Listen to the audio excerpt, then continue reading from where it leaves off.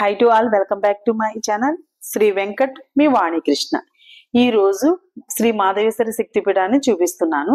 ప్రయాగరాజులో త్రివేణి సంఘంతో పాటు అష్టదశ శక్తిపీఠాల్లో ఒకటి శ్రీ మాధవేశ్వరి శక్తిపీఠం కూడా ఉంది. ప్రయాగరాజులో శ్రీ మాధవేశ్వరి దేవిని మాత ఆలోపి శంకరి శక్తిపీఠంగా కొలుస్తారు. ఇక్కడ సతీదేవి కుడి చెయ్యి మణికట్టు భాగం పడ్డాయని మన పురాణాల్లో ఉంది. మణికట్టు భాగం పడిన తరువాత అదృశ్యమైన ప్రదేశమే శ్రీ మాధవేశ్వరి శక్తిపీఠం.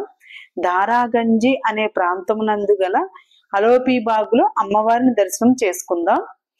ఈ ఆలయం ఎంట్రన్స్ లో నుండి లోనికి వెళితే ఈ ప్రాంగణంలో మర్రి చెట్టు, వేప చెట్టు, మరి అనేక చెట్లు, రాగి చెట్టు, చాలా చెట్లు ఉన్నాయి. విశాలమైన ప్రాంగణంలో మందిరం ఉంది. కొత్తగా మండపాన్ని కూడా నిర్మించారు. ఈ ఆలయంలో నుంచి అమ్మవారిని దర్శనం చేసుకోవడానికి ఎంట్రన్స్ లో నుంచి మండపంలో నుంచి లోనికి వెళితే లెఫ్ట్ సైడ్ శివుడు సతీదేవిని శరీరాన్ని తీసుకెళ్తున్న దృశ్యం కనిపిస్తుంది. రైట్ సైడ్ లక్ష్మీదేవి, సరస్వదేవి, పార్వదేవి, శివుడు ఉన్న దృశ్యం కూడా కనిపిస్తాయి.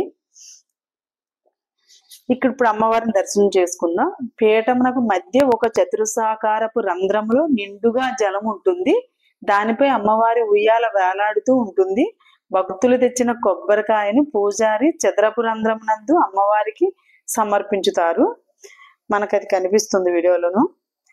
దేవతల విగ్రహాలు ఉండే చాలా దేవాలయాలు మాదిరిగా కాకుండా ఈ ఆలయం ఒక పవిత్రమైన చెక్క ఉయ్యాలను పూజించే ఆలయం.